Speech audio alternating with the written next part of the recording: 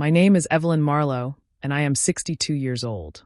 For most of my life, I believed that patience, kindness, and steady work could solve almost any problem. I spent 40 years as a school librarian, quietly shelving books, guiding children through stories, and saving every spare dollar I could. My husband, Mark, passed away when I was 55, and though the grief was sharp, the life we built together gave me strength. He left me the house, the garden he loved, and the comfort of knowing he trusted me with our future. But as I learned later, trust is a currency more fragile than any savings account. After Mark died, our only son, David, grew closer to his wife's family. My in-laws by marriage only, though they insisted I call them Mom and Dad. Their real names were Loretta and James Whitcomb, and if you ever met them, you'd believe they were a warm, harmless pair of retirees. But appearances are just dust on polished shelves. What matters is what sits beneath. I lived quietly in my little blue house on Ellery Street. I grew tomatoes in the summertime. I volunteered at the library. On Sundays, I visited David, his wife Mia, and their 2 children. I tried not to notice the way Mia sighed when I brought homemade gifts or the way her parents exchanged glances anytime I talked about my finances. But some instincts sharpen with age. Still, I ignored the discomfort. I wanted family more than contention. One afternoon, Loretta commented on my house roof as she stood in my yard sipping iced tea. "I don't know how you stay so calm, Evelyn," she said lightly. "This place is one good storm away from collapse." She gave the shingles a pointed look, as if they offended her. "The roof is fine," I replied.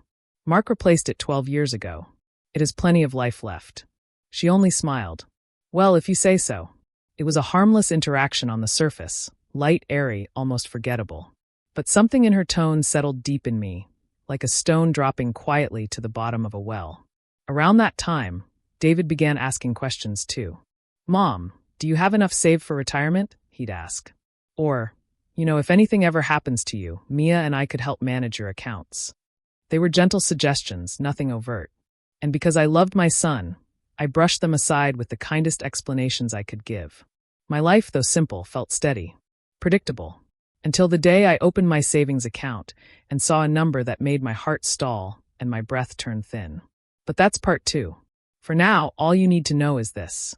In my quiet world of books and gardens and Sunday dinners, a storm was already gathering overhead, one far more dangerous than any shaky shingle or old roof. And when it finally broke open, it would tear through everything I thought I understood about loyalty, trust, and the people who claimed to love me. The story truly begins the moment I learned they had touched the one thing Mark and I worked our whole lives to protect. And by the time the foreclosure notice arrived, I already knew exactly what I was going to do. End of part 1. I remember the exact time, 8:12 a.m. on a Thursday. I had just returned from my morning walk when I logged into my online banking to pay a routine bill. My savings, my careful nest egg, the one Mark and I had built dollar by dollar, was supposed to have $214,000 in it. Instead, the available balance glared up at me, $34,129. At first, I assumed it was some mistake. A glitch. A misclick. But no, when I opened the transaction history, the truth unfolded in clean, merciless lines. 3 withdrawals, each between $50,000 and $70,000. Each authorized by a joint access profile I had supposedly added. Except I hadn't. One note caught my eye. Contractor payment, emergency roof repair, approved by M. Whitcomb. M. Whitcomb. Not Evelyn Marlowe. Not even David. Mia's mother. The room felt suddenly airless. I sat very still, my pulse steady, not panicked, not frantic, but cold and sharply focused. Years as a librarian had trained me to absorb information quietly, to let the facts speak before emotion entered the room. The facts were brutal. Someone had gained joint access to my account. Someone had withdrawn $180,000. And someone had labeled it as being used on my house, which had not seen so much as a ladder lean against it in over a decade. The next shock arrived within hours. A white truck pulled into my driveway, a contractor, clipboard in hand. He knocked and asked if I was ready for tomorrow's second payment for the roof restructuring project. "I didn't hire anyone," I said. He frowned. "Your family said you were elderly and forgetful. They signed all the paperwork." I felt the ground shift under me, but my voice stayed calm. "May I see that paperwork?" He showed it. My signature was forged, not even well. I thanked him, told him the project was canceled effective immediately, and closed the door. By evening, David called. His tone was rehearsed. Mom, we've been helping you. The roof is unsafe. You should be grateful. Grateful. For theft. For lies. For a forgery that made me look incompetent. Something inside me cooled into a hard, still shape. A clarity I hadn't felt since Mark died. I didn't argue. I didn't accuse him. I simply said, I understand, and hung up, though my fingers trembled afterward, not from fear, but from the realization that my son had either joined the deceit or been manipulated by it. A quieter thought followed. If they were willing to steal from me, what else were they planning? That night, I opened a new notebook, navy blue, smooth cover, fountain pen pages. I titled the first entry, Documentation, because I knew one thing for certain. People like Loretta and James worked in shadows. I would bring everything into the light, but I didn't yet know what they had done behind the scenes. I didn't yet know the debt, the lies, the signatures, the property records. Those wouldn't reveal themselves until the foreclosure notice arrived. End of part 2. Before I could understand what they had done, I needed to understand why they had done it. I should tell you something about the Whitcombs. When David married Mia 12 years ago, I tried to welcome her family warmly. They were different from us, flashy, outspoken, endlessly dramatic.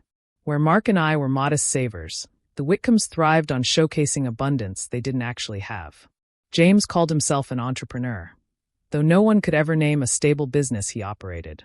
Loretta maintained a curated image of elegance, designer bags, gold bracelets, salon nails every week. Their house was beautiful, but if you looked closely, you would see overdue notices tucked under catalogs and unopened credit statements shoved into drawers. Mark once said, "They live like the future doesn't exist," and he wasn't wrong. When he died, they hovered a little too close around my finances. They insisted I should live a little, join their trips, invest in their ideas. I politely declined each time. Looking back, I realized they took my refusals personally. To people who needed the illusion of wealth, my careful savings must have felt like an insult. Meanwhile, my son, our only child, was torn between grief and the pressure of fitting into Mia's family. He wanted to be accepted by them. He admired their confidence, mistaking noise for authority. In the early years, I tried to bond with Mia, but she always seemed to view me as an obligation rather than family. Every compliment hid a criticism. Every visit was a performance. Over time, distance grew. And into that distance, the Whitcombs inserted themselves as guardians of David's new life. I don't blame my son entirely. People can be pulled by tides they don't recognize until they're already underwater. But the Whitcombs? They knew exactly what they were doing. Months before the withdrawals, I remembered little hints I hadn't noticed then. Loretta asking casually if I had a will. James offering to help with paperwork. Mia complaining that their own house needed updating, but they were just so financially drained. David asking if I had considered downsizing. Small seeds. Tiny probes. Harmless on their own. But now that I held the evidence of theft, those memories sharpened into something clearer. They didn't just want my money. They wanted my house. The home Mark built. The one thing I had left of him. But their plan wasn't just about greed. It was also about desperation. I didn't yet know the extent of their financial trouble, but I could sense it creeping beneath every interaction, every fake smile, every suspicious question about my assets. I would learn later that their debts were deep, tangled, and well hidden. I would learn that forging my signature was only the beginning. But in those first days, I simply felt the painful tug of history, of all the moments I had excused, forgiven, ignored. People don't turn into thieves overnight. They grow into it quietly, one entitled thought at a time. By the end of that week, I knew one truth. They believed I was alone, vulnerable, easy to manipulate. They mistook grief for weakness. They mistook age for ignorance. They mistook kindness for permission. They would learn otherwise soon enough. The first step of my investigation was simple. I requested every bank record, every account access log, and every digital authorization trail related to my savings. The banker, a young woman named Clarissa, looked horrified when she saw the forged documents. "This isn't even a correct signature format," she whispered. "Mrs. Marlowe, would you like to file an immediate fraud report?" I told her calmly, "Not yet. I need time." She blinked but didn't argue. Instead, she printed everything I requested, over 100 pages of transactions, timestamps, login records, and authorization signatures. I also ordered a full property record search. To anyone listening, it would seem like a routine senior checkup on estate matters. But inside, I felt a cold certainty tightening. Because if they forged my approval for the roof, what else might they have signed? I spent days at my dining table sorting documents, marking suspicious entries with a yellow highlighter. The evidence grew into a quiet mountain before me. But the real breakthrough came from an unexpected place, the contractor. I called the number on his invoice. His name was Lance, mid-40s, straightforward, and clearly uncomfortable with the entire situation. When I explained what had happened, he met me in person. I had a bad feeling about them, he admitted. The older woman, Loretta, kept pushing me to inflate the numbers. Said you wouldn't notice. I asked if he'd be willing to sign a statement. He agreed immediately. Next, I contacted the county recorder's office. The woman behind the counter retrieved my property file and frowned. That's strange, she said, flipping through papers. There's a pending application for a home equity reassessment. It's incomplete, but someone started it. My chest tightened. May I see? She handed me the form. The applicant's handwriting was unmistakably Loretta's. She had begun the process of leveraging my house, the last asset in my name, as collateral. But the puzzle didn't fit completely until I accessed public financial records on the Whitcombs. It turned out they weren't just in debt, they were drowning. Credit defaults, lien threats, a tax notice, and an unfiled bankruptcy draft. They were collapsing financially, and they were planning to use my savings and my home to save themselves. Everything clicked then. The sudden interest in my roof, the shift in their behavior, the forged contractor approvals, the rehearsed script David had used. They thought they could quietly redirect my money to their debts and then refinance my home to cover the rest. All behind the fiction that they were helping the poor aging widow who didn't understand her finances. But they didn't know me. Not deeply. Not truly. They saw a quiet woman and imagined someone powerless. That was their mistake. By the end of the week, I had a full binder, tabs, dates, signatures, statements, and screenshots, all neatly organized like a case file. But I still wasn't ready to confront them. Not yet, because soon, something arrived in my mailbox that changed everything, that tied together every thread of deceit into one undeniable rope pulling tight around their plan. A thin envelope with bold letters. Notice of foreclosure proceedings. I stared at it for a long moment, then set it gently on the table. The Whitcombs had done more than steal my savings. They had attempted to steal my future. But they had finally overplayed their hand. And now it was my turn. I opened the foreclosure notice with steady hands. Inside was a detailed letter explaining that a home equity line of credit, one I had never opened, was in default. The outstanding balance was $82,500, tied directly to my property. And attached to the document was the signature. My signature. Only it wasn't mine. The forgery was the same as the contractor forms. Loopy, careless, almost arrogant in its sloppiness. But what struck me hardest wasn't the signature. It was the name listed under secondary guarantor. David Marlowe. My son. It felt like someone had pressed a cold hand against my heart. Not crushing, but numbing. I sat there in silence, letting the truth settle like sediment in a still pond. They had not only stolen from me. They had used my son, convinced him, or manipulated him into signing onto a fraudulent loan. Whether he understood the details or not, he had participated. I knew I needed the full story from the source, so I visited the county finance office and requested the full application packet for the home equity line. The clerk hesitated, but when she confirmed I was the property owner, she printed everything. As I flipped through the pages, a sickening picture formed. Loretta had filled out nearly every section in her handwriting. James had signed as a witness. David's signature was real, shaky, rushed, perhaps pressured. And Mia's signature appeared once, in a line marked consulting party. They had all known. Every one of them. My next stop was the bank branch listed on the forms. A manager named Robert met with me privately. He studied the documents with a deepening frown. Mrs. Marlowe, this loan is absolutely fraudulent. The notary stamp is fake. The approval was pushed through using internal override codes. This is criminal. I know, I said quietly. I just needed your confirmation. He reached across the desk. We will cooperate in any investigation you pursue. That reassurance was enough. Because I wasn't just gathering evidence, I was building a timeline. A narrative. A path of logic so clear that no one could escape accountability, not even my son. The more I dug, the more the Whitcombs' desperation surfaced. They had maxed out credit cards, defaulted on a private mortgage, lost thousands to failed business attempts. They needed a financial lifeline. And I was that lifeline. Or rather, they believed I was. But the foreclosure notice changed everything. They had assumed they could keep me in the dark long enough to fix things, refinance, or manipulate the story. But the bank had accelerated the notice early due to inconsistencies. Their carefully crafted illusion had torn at the seams. Now I knew the truth in full. And with truth came strategy. I prepared 3 folders. One for the bank's fraud department, one for my lawyer, and one for the Whitcombs themselves. Not to scare them, not to threaten, not even to punish, but to confront them with undeniable evidence, calmly, deliberately, and with the dignity they never showed me. The confrontation needed to be precise, controlled. I needed them in one place. Which is why the next morning I called David. "Can you and Mia come to my house this Sunday?" I asked gently. "I'd like to talk. And please bring your parents." He hesitated. "Is everything okay?" "Yes," I said. "Everything is finally clear." He didn't understand my choice of words. He would soon enough. End of part 5. Sunday arrived cool and quiet. The kind of day Mark used to call clean light. Sharp sunlight, long shadows, everything visible.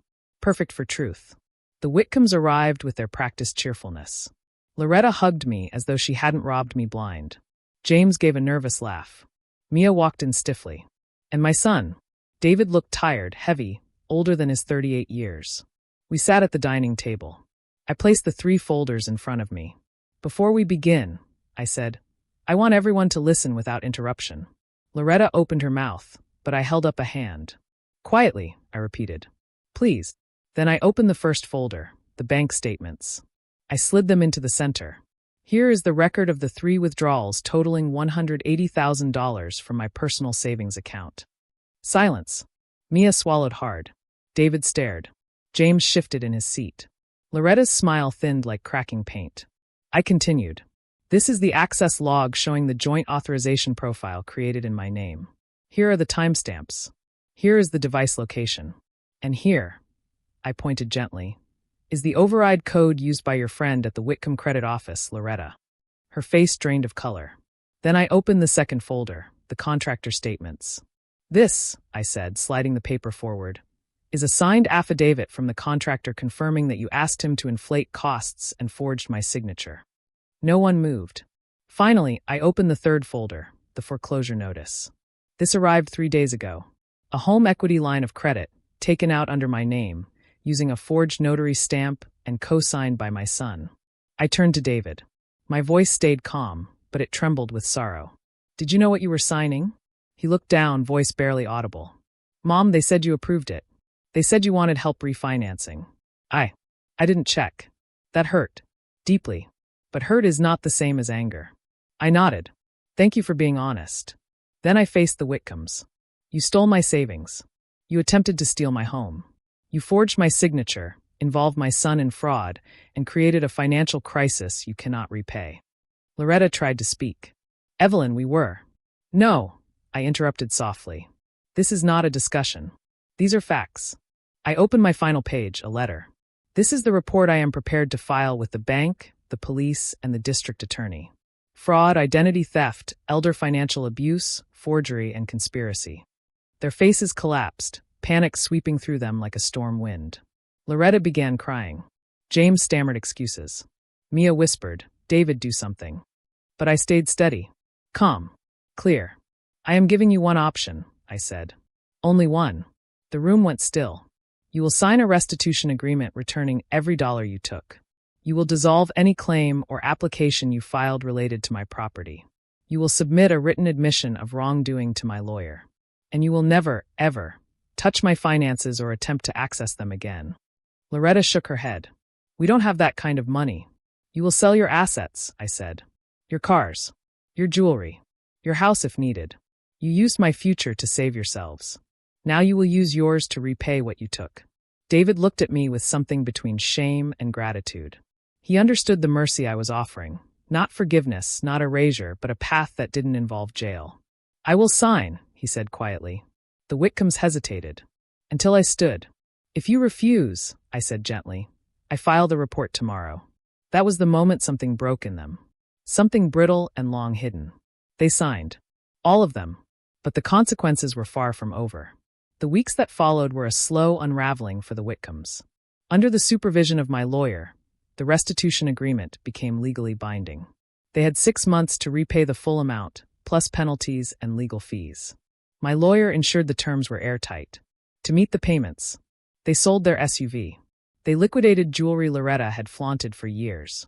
They refinanced their own home, not mine. They cut expenses they had once bragged were non-negotiable. Their social circle, once wide and noisy, shrank to silence as the truth leaked through small-town currents.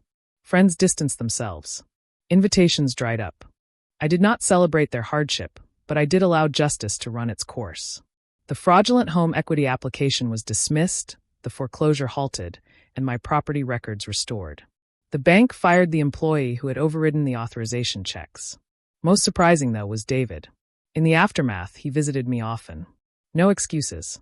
No defenses. Just remorse. Painful, honest remorse. "Mom," he said one evening, lowering his head into his hands, "I failed you. I let them talk me into things I knew didn't feel right." I touched his arm gently. Grief makes us vulnerable. Pressure makes us blind. But now you see clearly. That matters. He cried, a sound I hadn't heard from him since he was a child. He cut ties with me as parents, and the strain eventually broke his marriage. He told me it was his choice, that he needed to rebuild his life, his integrity, and his role as my son. As for Mia, she never reached out. She moved back in with her parents briefly, though after their financial collapse, even that stability fractured. 6 months later, they made their final restitution payment. My savings account was restored. My home was safe. The storm had passed. But consequences linger in quieter forms too. People in town treated me differently, some with pity, others with admiration. But I preferred neither. I only wanted peace. One evening, as I watered the garden Mark planted years ago, I realized something important. The Whitcombs had taken money, yes. But they had returned something far greater. They had given me clarity, boundaries, strength I had forgotten I possessed. And slowly, quietly, my life began to soften once more. But the story wasn't over. Not until I spoke the words I needed to speak. The ones that held the lesson behind all of this. End of part 7. When all the dust settled, I found myself sitting on my porch one morning, coffee in hand, watching the sunlight move across the garden. I felt calm, truly calm, in a way I hadn't felt since before the storm began. I thought about trust, about how easy it is to believe that family, by virtue of blood or marriage, will treat us with honesty. But trust, I learned, is not guaranteed by relationships. It is earned through behavior. My in-laws believed that my quiet nature made me weak. They mistook gentleness for ignorance. They forgot that age is not a decline. It is accumulation. Of wisdom. Of intuition. Of patience. What they underestimated most was that calm people are often the most prepared. We pay attention. We document. We watch quietly until the full picture appears. I never sought revenge in the traditional sense. I didn't scream or threaten. I didn't sabotage or retaliate. I simply used the truth, methodically, clearly, and without emotion. Truth, when organized and presented plainly, is the sharpest form of justice. As for David, our relationship slowly healed. He took accountability, rebuilt his integrity, and reshaped his life. The distance between us closed, inch by inch, through honest conversation and slow forgiveness. I often tell people this now. Revenge does not have to be loud. Sometimes the most powerful revenge is simply refusing to be destroyed. My savings are restored. My home stands where it always has. My garden grows. And my heart, though bruised, remains steady. If you've ever felt betrayed by those closest to you, let me offer this. You can reclaim your power without losing your dignity. You can demand accountability without becoming cruel. You can be gentle and still be unshakably strong. And if you've made it to the end of my story, I'll ask you the same question I always ask when sharing this journey. What would you have done in my place? I'd love to hear your thoughts.